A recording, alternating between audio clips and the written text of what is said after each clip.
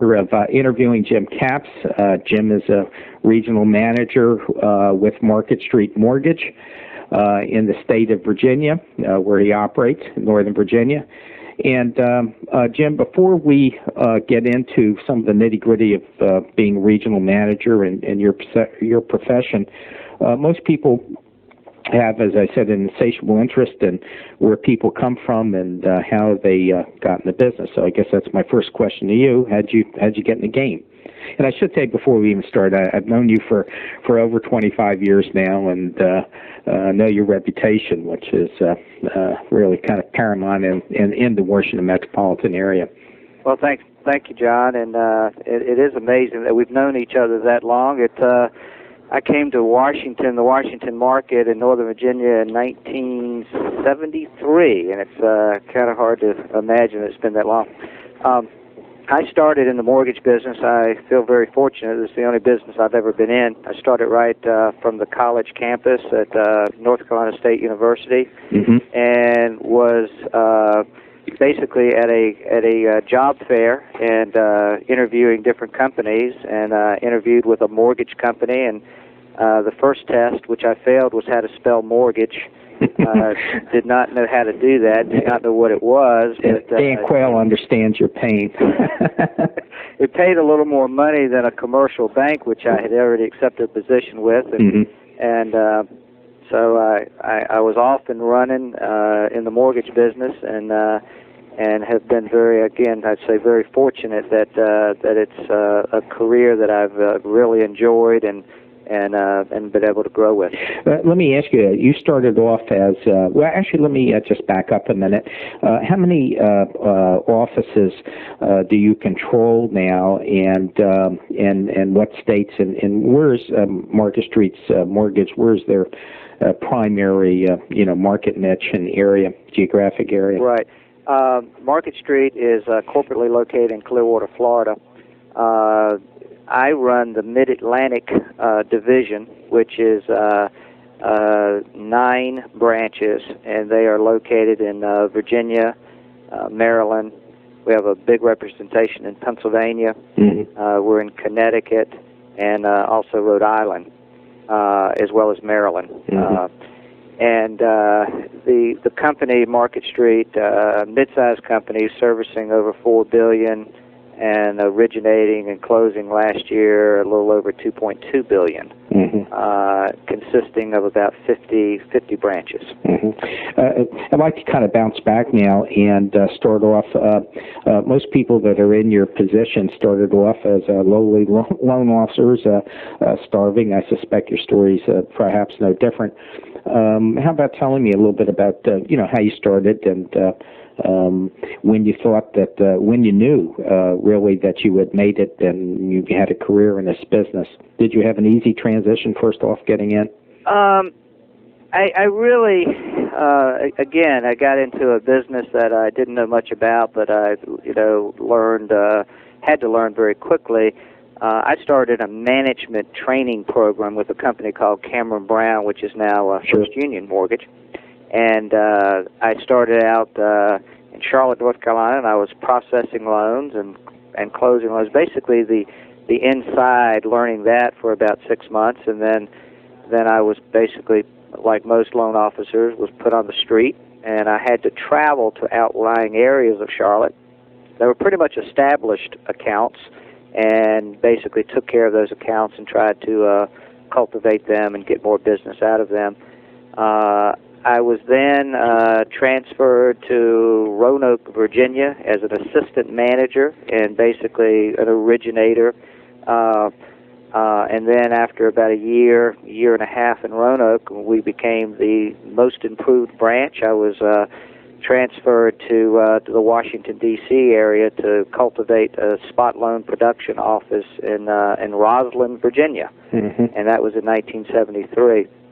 Let me ask you, I happen to kind of a backhanded compliment here, because most people that I interview, I don't know just because of the sheer volume. You're one of the few that I do know and have known for a long time, and it's not a misstatement of fact to say that you really were a legend in your time in terms of being an originator. Why do you think you were so successful in a business where the burnout rate is very high, the success rate is very low in this business? Because it's a hard business, and yet you did incredible volumes. I've forgotten the numbers. I just remember that they were extremely high throughout your career. Yeah, well, I appreciate that compliment. It was interesting. I was never paid on a commission until I came to the Washington area, and I was still, when I was transferred here with Cameron Brown, was on a salary. I became a commissioned loan officer / manager in about 1974. Mm-hmm. And I remember when I would take a loan application at the beginning of that type of commission, one of the first things I would do, other than write the applicant's name on the application, was to figure out the commission and put that up on the right-hand corner. And that tended to motivate me. And when I went on the commission type of basis, I was motivated by not only helping people realize their dream of home ownership, but also by income. In the late 70s and also all during the 80s, I was fortunate enough to do large volume of business, and realized very quickly that in order to best utilize your time, you had to have good people around you. And I've always been fortunate to surround myself with very, very good people. When I was doing a lot of builder business, which I realized also in my origination days that you could do more volume dealing with builders than you could with realtors, is just the nature of that type of business. But I would have 2 or 3 processor assistants taking loan apps and dealing with a lot of the individual type of functions.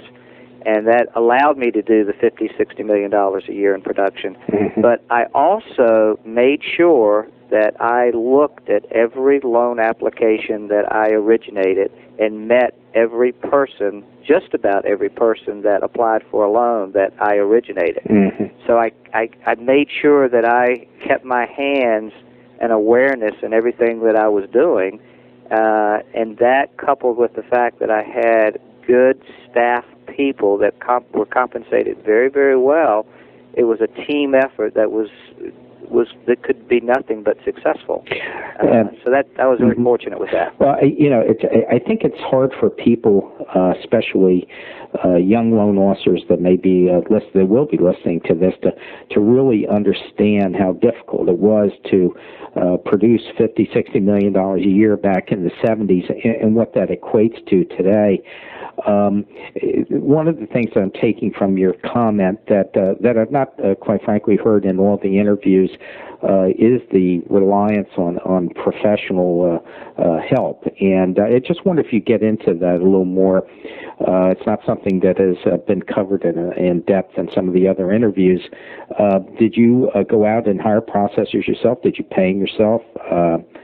How did you divide your time up when you were young and aggressive? And how did you get that $50-60 million a year? Right. What I always did was I managing a branch and also being the top originator in a branch. Obviously, there are a lot of functions that you had to carry off, and you had to have good people to help you with that. I would hire processors that were good at the function and the technical part of processing a loan, but also that I could train to be an assistant to help me deal with the builders and also deal with the individual purchasers. Mm-hmm. When an individual would come in for a loan application, many cases they would deal with or meet with the processor, who would take their application and also process it through closing. Yes, I would pay them on a regular, typical salary basis, mm-hmm. but also they would be on an incentive program where they would be paid for each application that they took care of. Mm-hmm. So these processor / assistants were making a very, very good compensation. You're right. Back in those times, your average loan amounts were maybe only $80,000 or $90,000. So that was a lot of If units. that. Mm-hmm. A lot of units. And if you didn't have a good team, and if you were not willing to compensate them, and I did compensate them out of my own pocket, then it just there's no way that it would work. Well, I'm glad to hear you say that. Ironically, in all the interviews I've done, this is the first time that aspect has been covered. But those of us that were on the production side in cranks and volume, as you know, I did in my day too. Yeah. You really have to take care of your processors on the side and to incent them. They have children. Lots of times now. Today they're making a pile of dough, but in those days they didn't. And even today it's a hard struggle for some of them. And I think incenting them is just a very valuable lesson for those of you that are listening out there. You have to be willing to spread the wealth. There's no question about it. Right. Yeah, and it's you and I have been around a long time, and you see loan officers that they try and save every buck and not spread that wealth. And when they throw somebody $20, they think they're doing them a big favor. But really, what's happening, and I think you can attest to this, that when you're making your $250,000 out there, and a processor's making $25,000 or $30,000, there can be a lot of internal resentment that is built up because they feel they are, carrying you, doing the work, and in many cases they are. Yeah, that's exactly right. Exactly right. What about when it came to the relationships with some of the others besides processors, notably your underwriters and closers? What advice could you give loan officers out there today in terms of developing strong relationships? Well, it's the same type of team concept where the entire staff, including closers and underwriters and the like, are part of that team. We at Market Street, we do compensate closers and underwriters corporately for the volume they do over their projected quotas. Mm-hmm. Now, individually, I don't think it's right to compensate those type of people. But corporately, we do that. And so everybody feels they're on the same team, and every loan that they're trying to crank out at the end of the month, they know that their extra effort is being paid and looked at and appreciated. Mm-hmm. So you have to bring them all together and treat them all as a team that's successful and all have the same goals in mind. Yeah. Before we get into your next level, when you were branch manager, I'd just like to come back and maybe talk a little bit about new homes and working with builders. I've always considered that kind of a real specialty. Not everybody can do it. As you know, builders, as you well know, builders have very quirky personalities. They're carrying those construction loans, and it's the kiss of death for them to have to roll a construction loan over into the next month. And I just wondered if maybe you would address some tips that you had in working with builders. Well, you hit on the key word, and that's relationships. Relationships with your clients, whether it be realtor clients, attorney clients, CPAs, builders, whatever it may be, is absolutely the key. If you can do business with your friends and make friends of people you do business with, you are going to be successful. And that's always been my motto, and it has always worked. When I was doing a great deal of builder business, I was dealing with usually we took our relationship to a level of friendship, and also a relationship of you're dealing with a business person. Someone who has the same goals and in mind and trying to get their products sold and financed and closed, and you're dealing with the same ideas. But creating those relationships was the most important thing, and you build a degree of loyalty, which gets you through some of the tough times and some of the tough transactions that you're trying to work on. and that was always the key. I think, though, if I was listening to this and I was a loan officer and got a little bit excited about what you just said, I think my next question to you, though, would be a little more pointed, and that is, how do you get to that point? I mean, if I'm a loan officer and I get a little charged up and listening to you and saying, yep, that makes sense, I'm going to do it. How do you do it? And that's a good question, and it's not something that you can just turn it on and off like a light switch. It's something that takes time and effort, and also you have to kind of pick your people that you can deal with. You might have to call on 50 builders to determine 8 or 6 or 8 that you really click with and can create real strong relationships. It's very important to understand and learn about the people that you're trying to do business with, learn about what's of interest to them, what turns them on, what's important to them, about their family. You have to work at it. You can't just go to a builder's office and call on him, expect to become his best friend, and by the next day. Exactly. You've got to learn about these people. You've got to know what their interests are, and you can't fake it. It's got to be a real type of relationship building thing. I think that's why you might have to. You might have to call on a lot of people to determine how many you actually click with. Mm-hmm. Did you visit the sites, the actual job sites, and interact with the salespeople?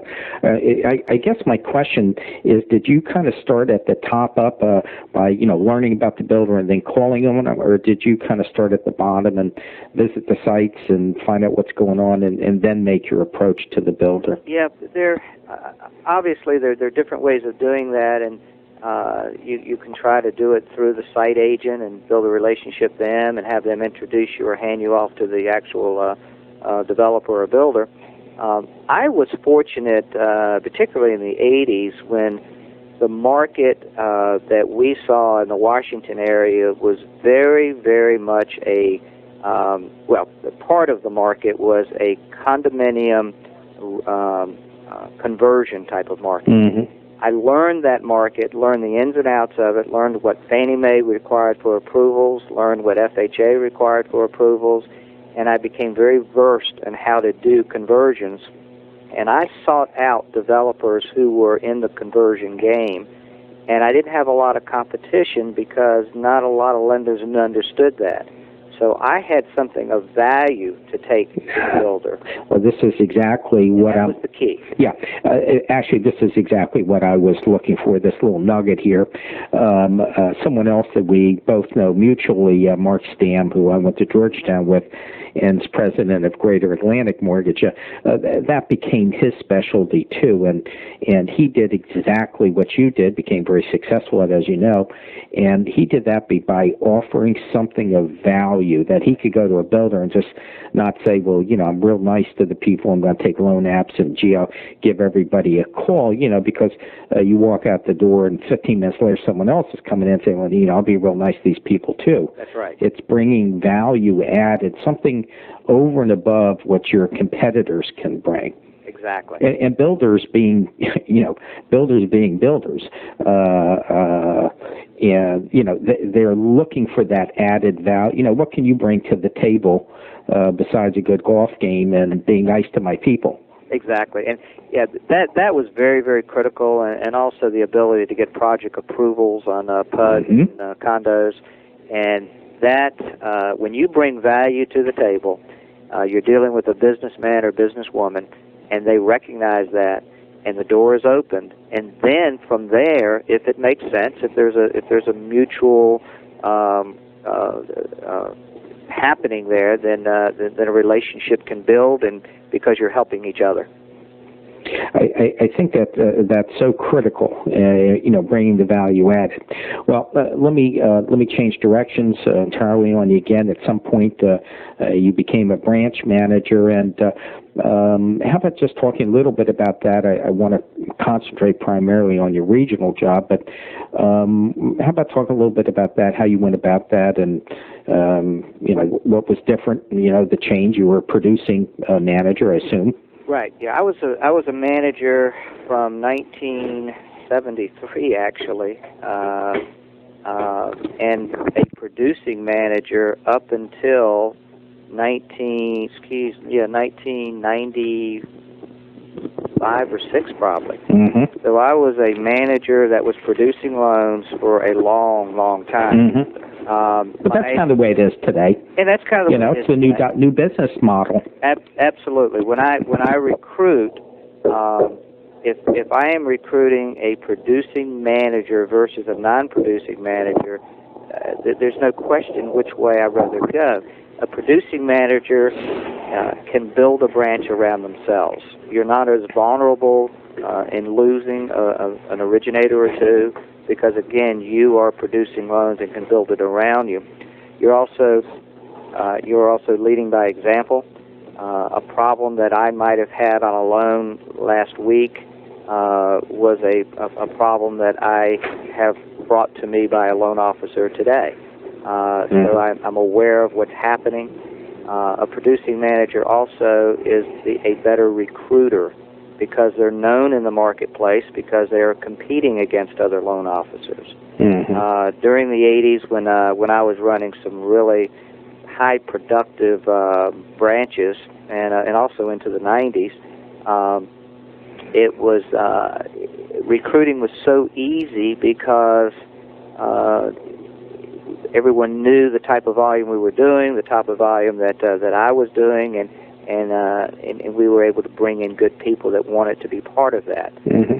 A non-producing manager is going to have a more difficult time. Mm-hmm. There's no question about it. Yeah, I think there's a lesson out there for some of the senior executives that are going to be listening to that, and I think that's an excellent point. Having said that, I'm sure there's a lot of branch managers that were choking a little bit in your last comment. Because it's difficult if you're not cranking volume and you're not a successful office, and there's a lot of branch managers out there who struggle and have a hard time, but success does breed success. And I think it's imperative for those branch managers out there. They need to be able to recruit. All of us, or at least I was a branch manager too, and recruiting I always thought was the key to whether you were going to have a successful office. No question. If you're not a good recruiter in the mortgage banking business today as a branch manager, you're going to have a very difficult time being successful. Right. You're only as good as the next person that you have recruited. You cannot rely on a branch, however good they are, to stay together for a long, extended period of time today. Back years ago, it was possible to keep a good, really solid group of people together for maybe 5, 6, 7, 8 years. Today, that is very, very unusual. So you have to constantly recruit. You have to constantly look for the top originators. You have to constantly train if that's your way of recruiting, or you'll see your production go down. You've gone into the heart of the matter, which is exactly where I wanted to go. There's two schools of thought. We both probably operated under it. The first school of thought is get them when they're young and dumb, and train them, and hope to God they don't find out there's other companies out there. The other way, of course, is, and you see, and the proof of it is in the ads you see from mortgage bankers out there soliciting loan officers, minimum 2 years experience required. And that's the other school of get people that are already trained, steal them, and get rolling. And I just wonder where your philosophy lay and how you went and go about that, and what you would recommend to those listening out there. Yeah, I've done it both ways. I have been more successful in having experienced loan officers in a very seasoned branch.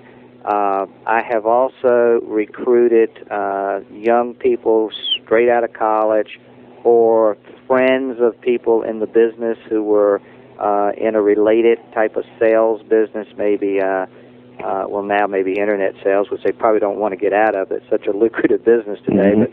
But back before that, long-distance sales, service salespeople were good, earmarked for mortgage banking.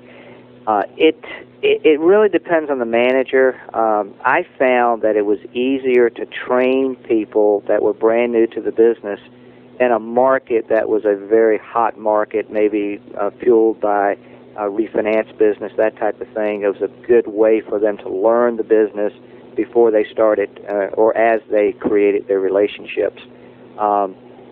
Again, I think I have been more successful, though. Although I have had some success stories from new people, I've been probably more successful with seasoned people. Mm-hmm. But as I say that, I look back on one of the most successful people that I've ever hired in the business, and that was probably that was an individual who was a basketball coach, brand new to the business. He knew he wanted to get in the business. I wasn't that excited about hiring him when I first met him. He camped on my lobby sofa for 3 straight days until I decided to give him a chance. And I did, and he's the only loan officer when I was a producing manager that beat me in production, and it was in 1988, I think. Wow. He did $60 million. Great story. 3 years in the business. Yeah. What's his name? Dave Oliveria. Okay. Yeah. No, And Dave. he's still doing those kind of numbers. Yeah. Right. Absolutely. Incredible producer, and so it takes all kinds. It really depends on the type of manager that one is as to what they're better at. Let's take a jump now and go up to kind of the present day and being a regional manager.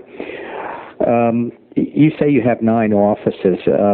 What is your style of management? Are you kind of a Jack Welch, GE type guy where you got the finger on the pulse and they don't dare breathe without giving you a call, or do you are more of a decentralized, still holding them accountable, of course, but give them enough rope to hang themselves, so to speak? That's cool. We in Market Street, we hire managers and we hire people that are entrepreneurial type of people where they understand the business, they're seasoned, they're experienced, and in most cases they have a group of people that they've had together for a period of time, and they're successful with wherever they were. I do not. My management style is not to clamp down on people and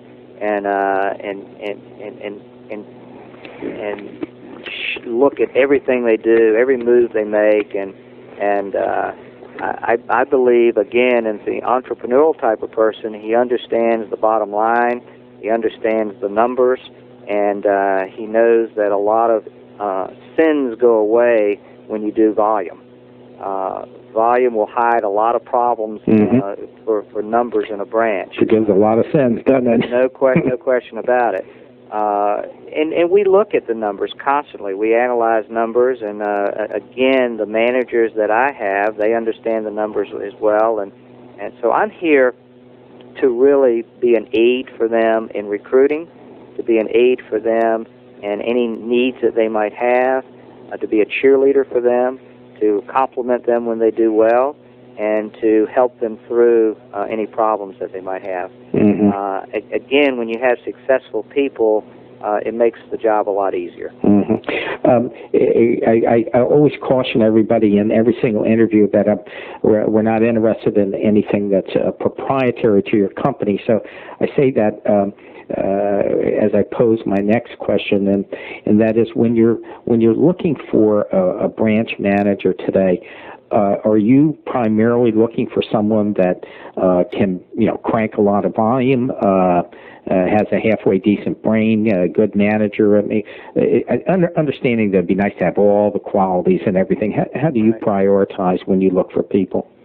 Well, I have managers that are non-producing managers, which is that's interesting. Against the norm today.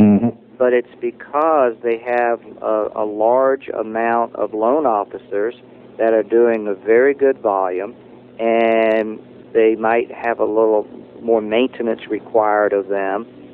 They may be in more of a government type of market that takes a little more energy in taking care of the processing and closing of those type of loans. But they have always been good producers in the past. It's not that they don't understand production, have never done production, they've just elected to go a different route. But I also have managers that are the top originator in their branch, and they are, leading by example and so forth. I feel that in all markets is your most successful branch. And that's the kind of guy that you would probably really look for in a normal situation. But I think a manager should probably produce, should understand the numbers, should be good with people, and in the marketplace that they're in, they're well known and well respected and very professional in the way they carry themselves. Mm-hmm. And I think if you can do all those things, then it's going to be hard to not be successful. Mm-hmm.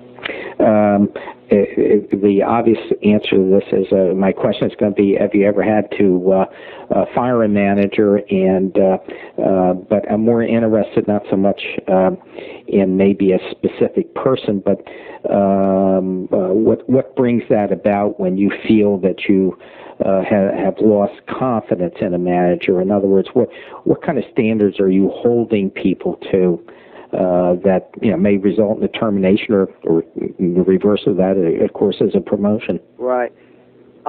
We have been lucky at Market Street that over the last, I've been with Market Street 10 years, and in that time frame, there's only been one branch manager that we have lost that we didn't really want to lose. And after 6 months, he tried to come back to Market Street. We had already replaced him. As far as having to terminate a manager or close a branch because it just wasn't performing, that has happened, and it usually happens in a situation where it comes back to recruiting, where the branch manager, in this particular case I'm thinking of, was not a real top-notch producing manager. He had a group together for quite a few years of originators, and he started losing originators here and there for whatever reason it might have been, and he was not replacing them. His recruiting efforts were not being done, or were not paying off. And when you start losing people and not replacing them, and you're not the big producer yourself, right, the handwriting's on the wall. I mean, the numbers speak for themselves that a branch stops existing when those things start happening. And we do everything we can to help the recruiting. We do everything we can to turn a branch around and to help any way we can. But so many times, it's in the hands of that manager. They've got to get to it themselves, and they've got to make it happen. They're in their market, wherever it may be. It may not be in this local market. They've got to understand it and work through it themselves. And it's unfortunate when you see that, because again, you hate to see anyone that fails in a situation. So we try to give them everything we can. But I think you've gone over the elements for a branch manager that wants to be successful. And my take on your comments is that it certainly is a long-term effort, that you got to be out there in the community, having done deals, having proven yourself, so that when you approach people to hire, whether they're new or people that are known in the business, there's some fundamental base that exists that you've got a story to tell and a chance to get somebody. If you don't do those basics, at some point it's going to come back to haunt you. It's really true. There's some pretty basic things that are required and necessary in the mortgage banking business, and you've got to keep those in mind and in sight, and you've got to execute. What about? I'm going to change subjects again, but one of my favorite ones, of course, is training.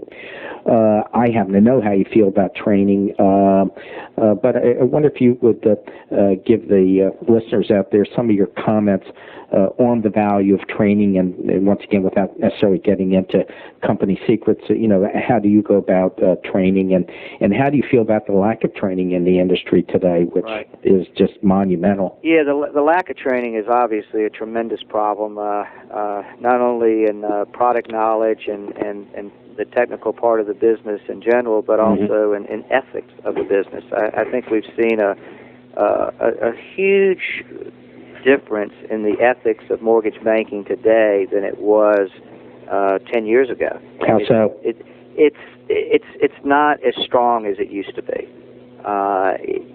Today, loan officers really, in many ways, I guess they're greedier than they used to be. Maybe they're more aggressive than they used to be. But for example, you see more today where someone speaks to on a pre-qualification or giving a quote or whatever it may be. Many cases they'll keep those names and numbers, and they will call those people during the processing where they say they went to another lender. They'll call them up to 5 days before closing to try to, if the market improves, try to get that loan back that they did not get for whatever reason the people were shopping the loan. You never used to see that happen 10 years ago. It was kind of sacred that once a lender had a loan, they kept a loan. And a lot of course, a consumer will make that decision in many cases, but today you see more lenders actually trying to prompt the consumer into making those decisions. It's kind of proof of this. Unfortunately, it's about the fifth time that I've mentioned it, but you kind of bring it to the forefront in a very forceful manner, and that is the effort that's underway by and I think it proves your point, the effort underway by the NAMB with concurrence and support of Freddie and Fannie and the MBA to look at licensing, and where they're headed is kind of a self-preservation before Congress sticks their nose in it, but also they recognize that the level of training and ethics needs to be brought up because there's a certain core of bad apples in our business that really needs to be eradicated.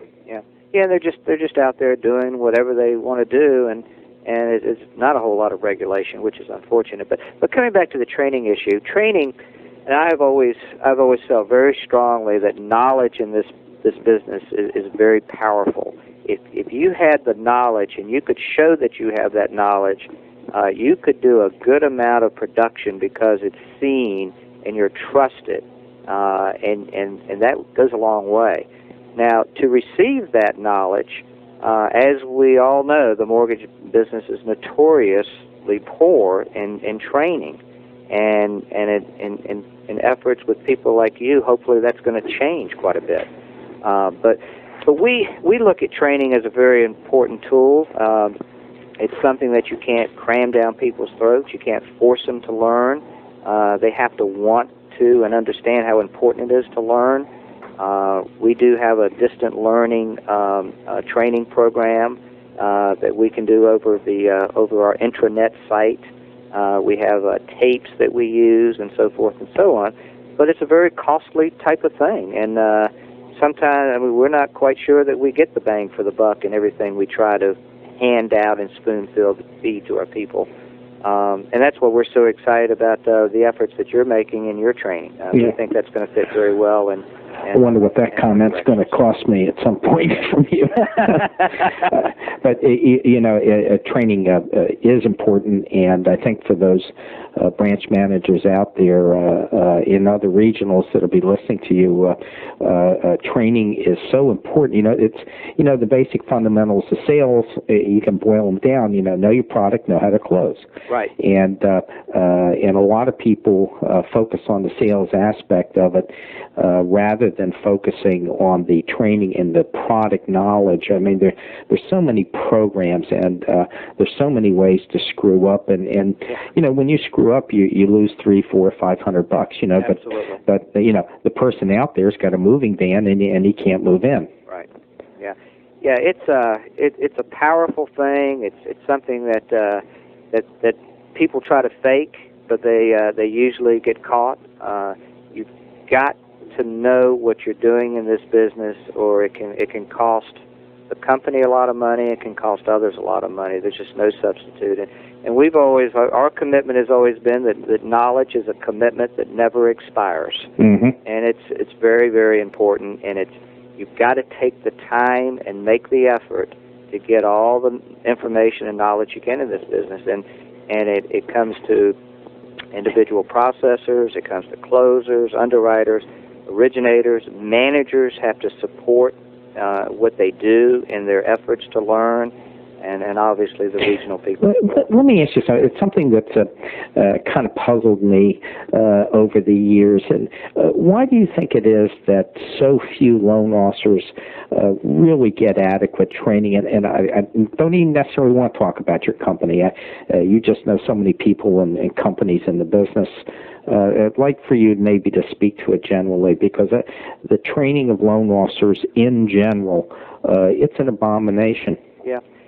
It is, and I'm not sure exactly what the answer is, other than the fact that I guess as an industry we're somewhat lazy. We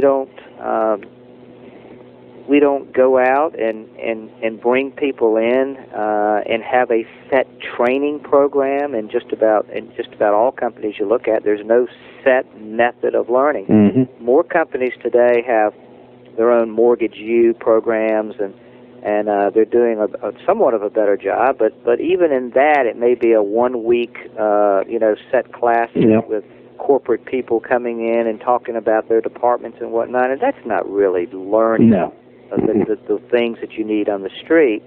I think there's just a degree of people not taking the time to do it. They were given business cards and say, go get them, and I guess it's been that way for so long that it's just kind of like that's the way it is, and that's not the way it should be. Yeah, I just wonder. People have to take their time to do it. Yeah, I wonder whether, and I'm just kind of tossing this out of my mind, whether managers at all levels, whether they just don't. They can't envision the long-term payoff. Training is one of those things where you don't necessarily see your volume jump 10% in the next month or two. It's like advertising. Sometimes Coca-Cola.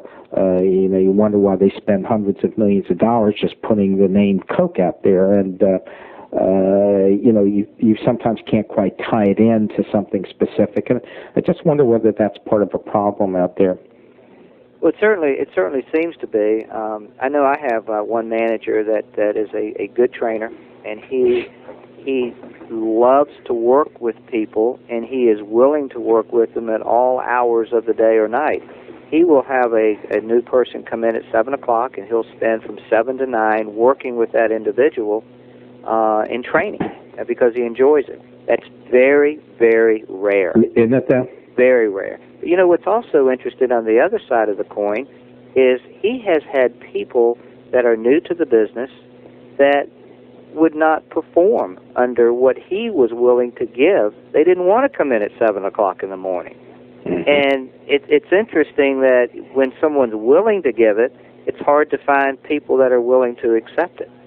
So it's maybe it's the world we live in today. Who knows? Yeah, right. We do. We live in a frenetic pace. Loan officers are worrying about their next deal and getting out there, and yet it's self-defeating because they're going out there without the fundamental aspects of not only knowing the product, but if you were to turn to somebody and say, well, how about explaining, a final close to me? Final close being, you mean to say if we could have gotten this for you at a half point less, you would have taken that, Mr. Jones. Right. It's a final close. Have absolutely no concept of what things like that are. Right, exactly.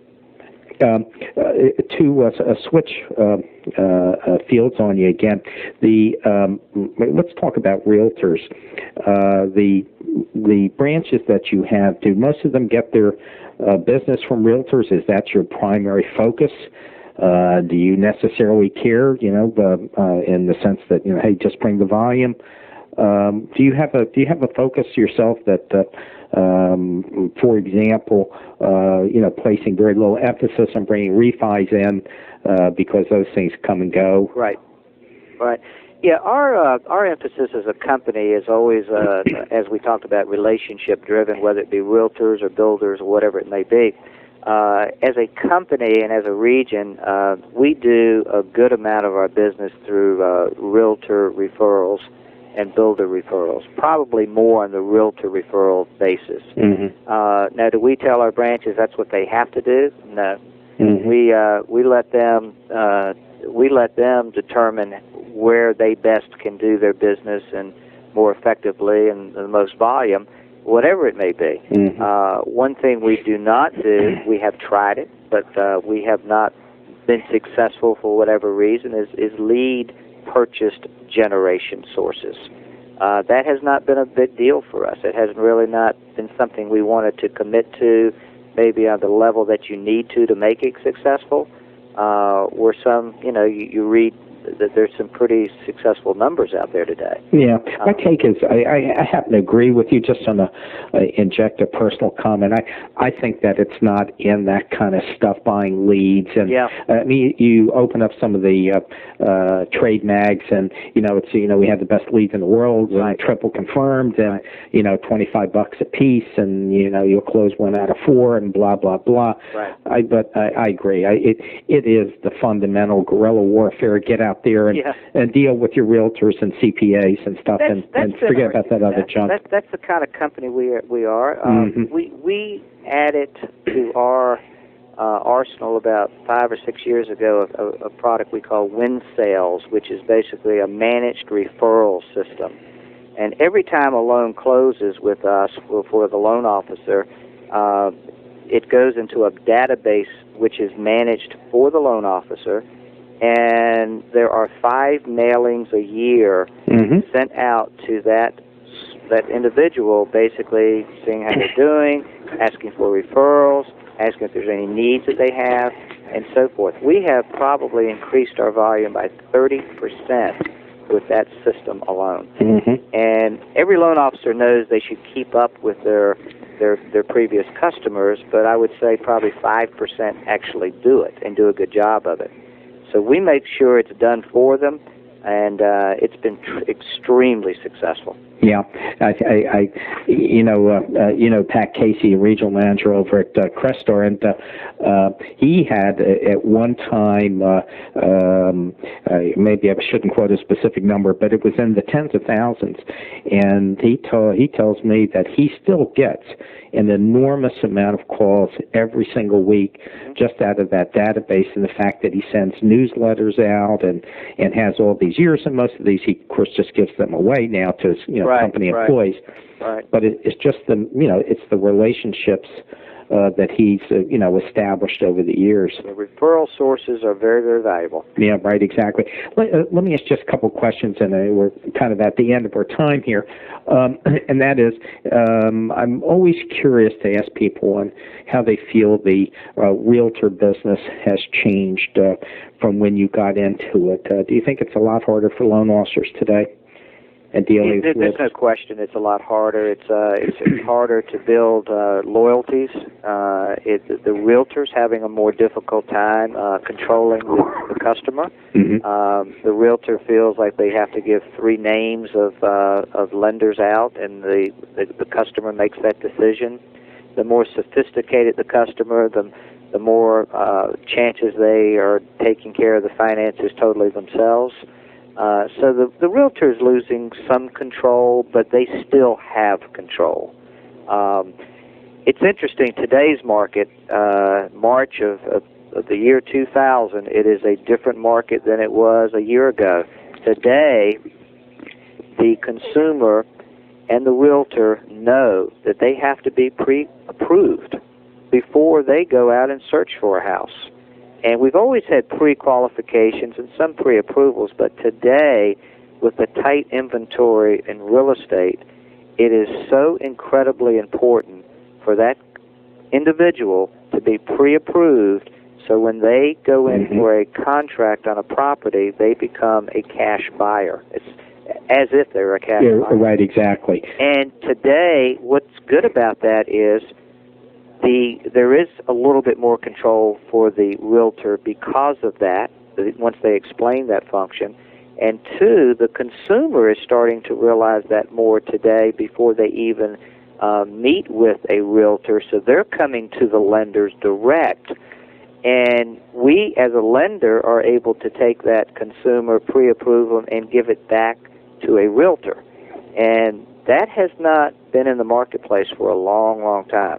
And that is it's a good turn of events for us lenders. You're the first one to certainly to publicly say that in an interview I've conducted, and I think that that's a fundamental point for those listeners out there, that they're why everybody's moaning how things have changed and they're losing control and they can't get in the realtors' offices because they're affiliating with with realtors, etc. There is a flip side to the coin for those that want to take advantage of it. And let me tell you, in relationship selling like you're talking about, if you can deliver a fully qualified person to a realtor, I mean, you got a friend for life. That's a big wow.